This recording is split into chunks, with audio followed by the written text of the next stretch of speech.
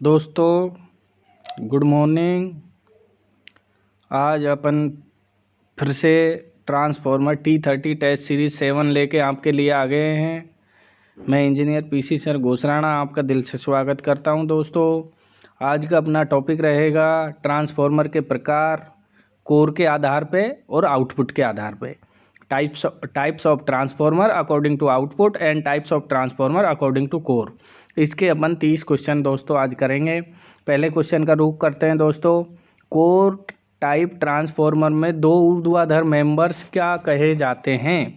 तो दोस्तों पहला क्वेश्चन है कि कोर टाइप जो ट्रांसफॉर्मर होता है वो इस प्रकार एंटी पैरेलल में दो एल लगा के अपन बना लेते हैं। इसमें जो ये ऊर्ध्वाधर लिम्स हैं, ये जिन पे अपन वाइंडिंग लपेटते हैं, ये क्या कहलाते हैं? ये लिम्ब कहलाते हैं। क्या कहलाते हैं दोस्तों? लिम्ब कहलाते हैं। तो कोर टाइप ट्रांसफॉर्मर में दो ऊर्ध्वाधर मेंबर्स क्या कहे जाते हैं? लिम्ब कहा जाते हैं। तो ए उत्तर हो जाएगा दोस्तों। पहले क्वेश्चन का आंसर ए हो जाएगा दोस्तों। देखते हैं दूसरा क्वेश्चन। सेल टाइप ट्रांसफॉर्मर में कितने लिम्ब होते हैं? अब दोस्तों सेल टाइप ट्रांसफॉर्मर की अपन बात करें तो सेल टाइप ट्रांसफॉर्मर इस तरीके का होता है। इसमें यहाँ पे वाइंडिंग करते हैं अपन बीच में, और इसमें फ्लक्स के दो मार्ग होते हैं। चुंबकीय फ्लक्स के कितने मार्ग होते हैं? दो पथ। फ्लक्स के दो पथ होते हैं, दो मार्ग होते हैं। तो लिम्ब की पूछ रहा है तो एक लिम्ब, दो लिम्ब, तीन लिम्ब। लिम्ब कितने हो जाएंगे? सेल टाइप ट्रांसफॉर्मर में 3 लिम्ब होते हैं दोस्तों। तो दूसरे का सी आंसर हो जाएगा दोस्तों। तीसरे क्वेश्चन का रुख करते हैं। 200 वोल्ट इनपुट है और 400 वोल्ट आउटपुट है कोई ट्रांसफॉर्मर का, तो प्राथमिक द्वितीयक टर्न अनुपात क्या होगा? तो दोस्तों जैसे कि आपको पता चल रहा है, प्राइमरी में 200 वोल्ट है। प्राइमरी में क्या है? 200 वोल्ट है। और सेकेंडरी में वो ट्रांसफॉर्मर क्या कर रहा है? 200 वोल्ट को 400 वोल्ट में बदल रहा है, अर्थात दुगने में बदल रहा है दोस्तों।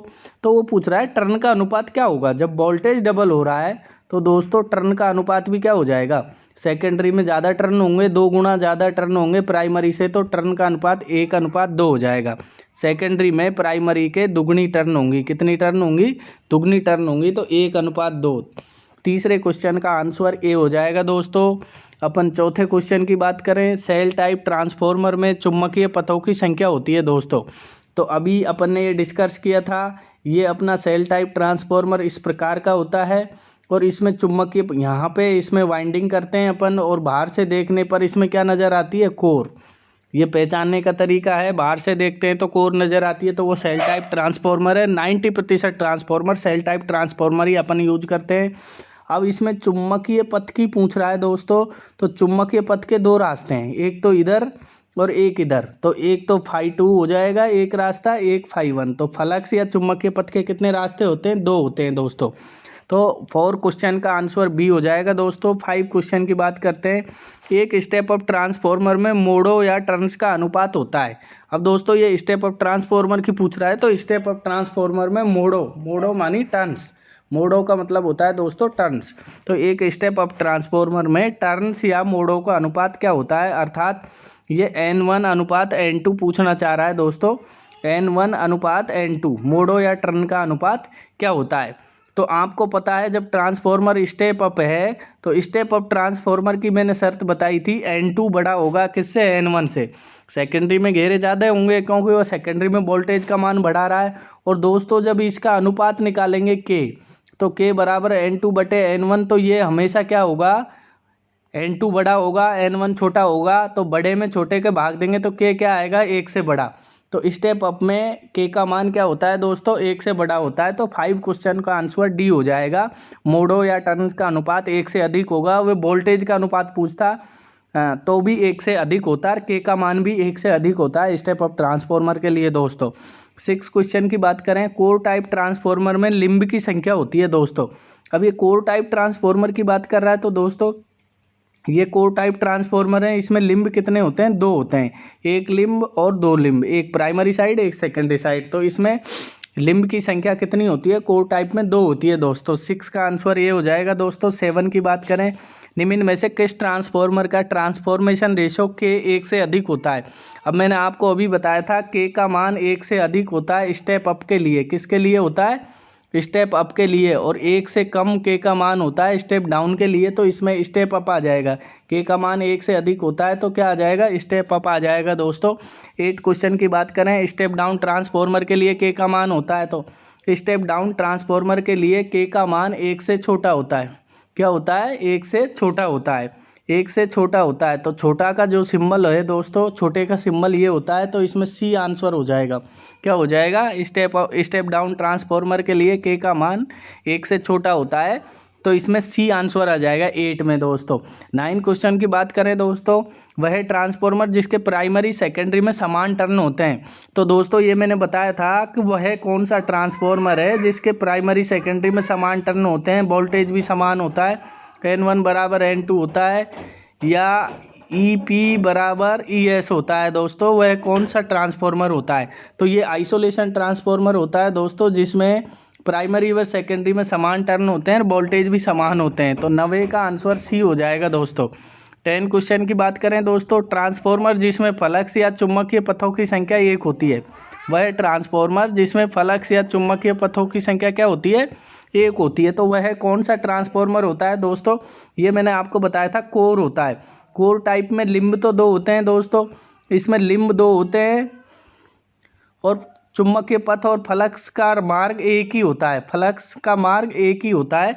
तो इसमें फ्लक्स की संख्या, जिस ट्रांसफॉर्मर में चुंबकीय पथ या फ्लक्स की संख्या 1 होती है, उसे कोर टाइप ट्रांसफॉर्मर कहते हैं दोस्तों। 11वें क्वेश्चन की बात करें दोस्तों, एक ट्रांसफॉर्मर में N2 बड़ा है N1 से, तो इसका क्या अर्थ है।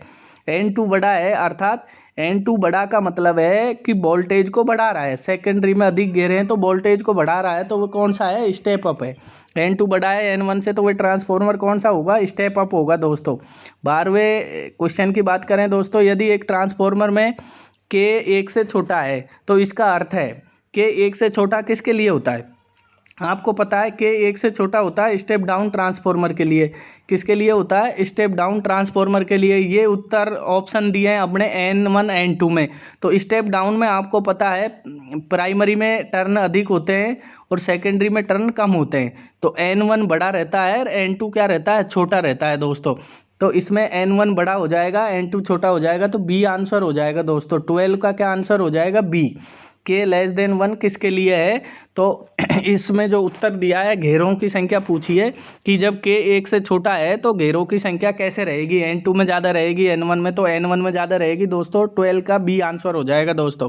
13वें क्वेश्चन की बात करें दोस्तों, एक ट्रांसफॉर्मर में I2 बड़ा है I1 से। बहुत अच्छा क्वेश्चन है दोस्तों। I2 बड़ा है I1 से, अर्थात सेकेंडरी में करंट का मान क्या है, ज़्यादा, और प्राइमरी में करंट का मान क्या है, कम। तो सब सेकेंडरी में करंट का मान ज़्यादा होता है दोस्तों, तो वोल्टेज का मान क्या होता है, कम। अर्थात वह ट्रांसफॉर्मर जो वोल्टेज को तो कम करता है परंतु करंट को बढ़ाता है, तो उसे कहते हैं स्टेप डाउन। तो 13 क्वेश्चन का आंसर क्या हो जाएगा, बी हो जाएगा दोस्तों। 14 की बात करें दोस्तों, ट्रांसफॉर्मर की सेकेंडरी वोल्टेज की तुलना में प्राइमरी वोल्टेज लोअर है। सेकेंडरी ज़्यादा वोल्टेज है, प्राइमरी लोअर है, प्राइमरी धारा उच्च है, तो वह ट्रांसफॉर्मर कौन सा होगा। तो आपको दोस्तों ये ध्यान रखना है, सेकेंडरी वोल्टेज की तुलना में प्राइमरी लोअर है, अर्थात सेकेंडरी उच्च है, और सेकेंडरी जब उच्च होता है तो वह ट्रांसफॉर्मर स्टेप अप ट्रांसफॉर्मर होता है। कौन सा होता है दोस्तों, स्टेप अप। 15 क्वेश्चन की बात करें, कोर प्रकार का ट्रांसफॉर्मर नहीं है। इनमें से कौन सा ट्रांसफॉर्मर है जो कोर प्रकार का ट्रांसफॉर्मर, मतलब कोर के अकॉर्डिंग कोर ट्रांसफॉर्मर की प्रकार नहीं है, कोर के इस आधार पर ट्रांसफॉर्मर की प्रकार नहीं है, तो इसमें आ जाएगा चुंबकीय टाइप। ये तीनों तो कोर के अकॉर्डिंग ट्रांसफॉर्मर की टाइप हैं। किसके अकॉर्डिंग, कोर के अकॉर्डिंग ट्रांसफॉर्मर की टाइप हैं दोस्तों। ये कोर के आधार पर ट्रांसफॉर्मर की टाइप्स होती हैं, परंतु एक चुंबकीय टाइप जो ट्रांसफॉर्मर है ये होता ही नहीं है, ये कोर के हिसाब से नहीं है। तो 15 का डी आंसर हो जाएगा दोस्तों। 16 की बात करें दोस्तों, जनरेटर ट्रांसफॉर्मर है। जनरेटर ट्रांसफॉर्मर का मतलब जहाँ बिजली का जनरेशन होता है, जहाँ विद्युत बनती है, विद्युत जहाँ बनती है, विद्युत कहाँ बनती है, प्लांट में, जनरेटिंग प्लांट में। तो वहाँ पे जो ट्रांसफॉर्मर लगाते हैं वो कौन से ट्रांसफॉर्मर होता है, तो निम्न में से जनरेटर ट्रांसफॉर्मर कहते हैं उसे। जो विद्युत उत्पादन प्लांट जहाँ बिजली बनती है, उन प्लांटों में जो ट्रांसफॉर्मर लगता है उसको जनरेटर ट्रांसफॉर्मर कहते हैं। तो वो कौन सा होता है, step down, step up, auto या सभी। तो दोस्तों मैंने आपको बताया था स्टेप अप ट्रांसफॉर्मर होता है, जहाँ बिजली बनती है वहाँ स्टेप अप लेते हैं। तो 16 का ए आंसर हो जाएगा जाएगा दोस्तों। 17 की बात करें दोस्तों, combined cycle gas turbine, CCGT कहते हैं इसे। कंबाइंड साइकिल गैस टरबाइन के लिए कितने स्टेप अप ट्रांसफॉर्मर की आवश्यकता होती है? CCGT के लिए कितने स्टेप अप ट्रांसफॉर्मर की आवश्यकता होती है दोस्तों? तो ये 17 क्वेश्चन है, इसमें बी चाहिए, मतलब 4 ट्रांसफॉर्मर चाहिए CCGT के लिए, 2 प्राइमरी में 2 सेकेंडरी में। तो कंबाइंड गैस टरबाइन साइकिल जब पैरेलल में बहुत सारी यूनिट पैरेलल में चलती हैं, उसके लिए 4 ट्रांसफॉर्मर की आवश्यकता होती है। 18वें क्वेश्चन की बात करें दोस्तों, 18 की, जनरेटर ट्रांसफॉर्मर में निम्न में से क्या योग्यता होनी चाहिए? जो जनरेटिंग प्लांट में ट्रांसफॉर्मर लगाते हैं उसमें क्या योग्यता होनी चाहिए? उसकी जो LV लो वोल्टेज होनी चाहिए, और HV है जो लो होनी चाहिए, हाई इम्पीडेंस होना चाहिए, ऑन लोड टैप चेंजर होना चाहिए। दोस्तों ऑन लोड टैप चेंजर होना चाहिए, उसका क्योंकि जो पावर प्लांट में जनरेटर ट्रांसफॉर्मर होता है, या जनरेटिंग स्टंग में जो स्टेशन पे जो ट्रांसफॉर्मर होता है, वहाँ पे क्या है, वोल्टेज में फ्लैक्चुएशन होता रहता है दोस्तों। वोल्टेज क्या रहता है वहाँ पे, वोल्टेज बदल सकता है, वोल्टेज में सडन चेंज हो सकता है। तो सडन चेंज जब वोल्टेज में हो जाए, वोल्टेज लोअर हो जाए, तो टेप की सहायता से ट्रांसफॉर्मर का वोल्टेज बढ़ा लें, इसलिए वहाँ on load tap changer transformer essentially बहुत नेसेसरी रिक्वायरमेंट होती है। तो इसमें डी हो जाएगा। जनरेटिंग प्लांट में जो ट्रांसफॉर्मर लगे हैं उसकी क्या योग्यता होनी चाहिए? ऑन लोड टेप चेंजर तो वो होना ही होना चाहिए दोस्तों। 19 की बात करें दोस्तों, स्टेप अप जनरेटर ट्रांसफॉर्मर का गुण नहीं है। Step up generator transformer, step up generating plant में जो ट्रांसफॉर्मर लगता है वो स्टेप अप होता है, उसका निम्न में से कौन सा गुण नहीं है? तो आपको जैसे पता है दोस्तों, जनरेटिंग प्लांट में 11 kV बनती है, और 11 kV को ये ट्रांसफॉर्मर 400 kV में बदलता है। तो प्राइमरी 11 kV होती है, LV बिल्कुल सही है, पहला सही है, दूसरा सही है। HV 400 kV होती है, ये भी सही है, और ऑन लोड टैप चेंजर होता है, ये भी सही है। तो ये हो जाएगा इसका, अर्थात गुण नहीं है। तो उत्तर क्या हो जाएगा इसका? C आंसर हो जाएगा। लो इम्पीडेंस इस ट्रांसफॉर्मर का नहीं होता। तो ये पूछ रहा है जनरेटिंग ट्रांसफॉर्मर का गुण नहीं है, मतलब कौन सा गुण नहीं है? तो ये गुण नहीं है, तो C हो जाएगा दोस्तों। 19वें का आंसर C हो जाएगा। ठीक है दोस्तों। 20 की बात कर रहे हैं, जनरेटर ट्रांसफॉर्मर का ऑन लोड पावर फैक्टर क्या होता है? जनरेटिंग जो ट्रांसफॉर्मर है उसका ऑन लोड पावर फैक्टर क्या होता है? हमेशा हाई रहता है दोस्तों। लोड हमेशा रहता है, इसलिए उसका पावर फैक्टर हमेशा हाई होता है। 21 की बात करें, कोर टाइप ट्रांसफॉर्मर में प्रत्येक लिंब के ऊपर वाइंडिंग की जाती है। कोर टाइप ट्रांसफॉर्मर है दोस्तों ये, तो इसमें 2 लिंब होती हैं, 1 और 2। तो प्रत्येक लिंब पे वाइंडिंग की जाती है। क्यों करते हैं वाइंडिंग, क्या कारण है? अपन कोर टाइप ट्रांसफॉर्मर में प्रत्येक लिंब पे वाइंडिंग क्यों करते हैं? फ्लक्स लीकेज को कम करने के लिए। क्यों करते हैं दोस्तों? फ्लक्स लीकेज को कम करने के लिए अपन प्रत्येक लिंब पर कोर टाइप ट्रांसफॉर्मर में वाइंडिंग करते हैं दोस्तों। 22 की बात करें, ट्रांसफॉर्मर में कोर के पास हमेशा LV वाइंडिंग की जाती है। इंसुलेशन कम लगता है इसलिए की जाती है, यही अपन पढ़ते आए हैं दोस्तों। तो इसका यही कारण होगा, इंसुलेशन की डाइलेक्ट्रिक स्ट्रेंथ घटाने के लिए। 22 में A हो जाएगा दोस्तों, बाकी सब रॉन्ग है। 23 की बात करें दोस्तों, अधिकतर सेल टाइप ट्रांसफॉर्मर का उपयोग किया जाता है। अपन 90% सेल टाइप ट्रांसफॉर्मर यूज करते हैं, इन्वर्टर, स्टेबलाइजर, टीवी, सभी जगह, या डिस्ट्रीब्यूशन जितने भी ट्रांसफॉर्मर होते हैं वो सब सेल टाइप होते हैं। तो 90% अधिकतर का मतलब है 90% सेल टाइप ट्रांसफॉर्मर यूज क्यों करते हैं, क्या कारण है ऐसा? तो 23 में हो जाएगा। इसमें अधिक लीकेज फ्लक्स होता है, ये तो हो ही नहीं सकता। इसमें कम लीकेज फ्लक्स होता है, फ्लक्स लीकेज कम होता है, 2 चुंबकीय पथ होते हैं। तो दोस्तों B और C दोनों सही है, अर्थात इसका D आंसर हो जाएगा। 23 का क्या हो जाएगा? D हो जाएगा दोस्तों। 24 की बात करें, कोर टाइप ट्रांसफॉर्मर में कौन सी वाइंडिंग प्रयोग की जाती है? तो कोर टाइप ट्रांसफॉर्मर में सेकेंडरी कंसंट्रेटिंग वाइंडिंग यूज की जाती है दोस्तों। 25 की बात करें, निम्न में से कौन सा ट्रांसफॉर्मर करंट को बढ़ाता है? तो दोस्तों जो वोल्टेज को घटाता है वो करंट को बढ़ाता है। तो वोल्टेज को घटाता है, जो स्टेप डाउन होता है ये करंट के मान को बढ़ाता है दोस्तों। तो इसमें B हो जाएगा 25 में। 26 की बात करें दोस्तों, स्टेप अप ट्रांसफॉर्मर करंट के मान को क्या करता है? तो वोल्टेज को तो बढ़ाता है, स्टेप अप करंट के मान को क्या करता है? घटाता है। तो 26 में B हो जाएगा दोस्तों।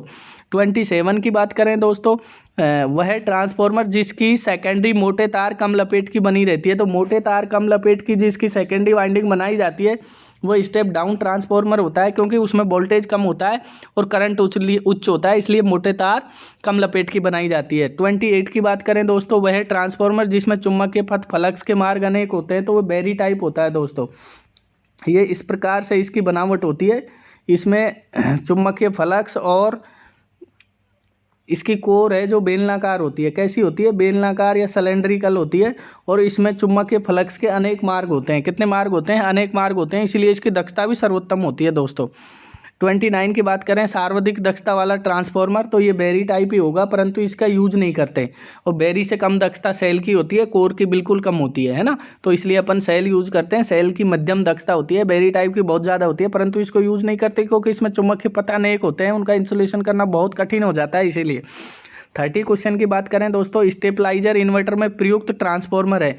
स्टेपलाइजर और इन्वर्टर में जो अपन ट्रांसफार्मर लगाते हैं वो सेल टाइप होता है दोस्तों। कौन सा ट्रांसफार्मर होता है? Shell type. तो 30 का बी हो जाएगा दोस्तों आपको ये वीडियो अगर अच्छी लगी है तो अपने दोस्तों को शेयर करें और अपने दोस्तों से सब्सक्राइब करवाएं, जिससे कि मेरा मनोबल बढ़े दोस्तों। और हमें गरीब छात्रों के लिए या सभी छात्रों के लिए इसी प्रकार दिन रात मेहनत करके ड्यूटी से समय निकाल कर आपको इसी तरह से बहुत महत्वपूर्ण क्वेश्चन उपलब्ध करवाता रहूँगा। धन्यवाद दोस्तों।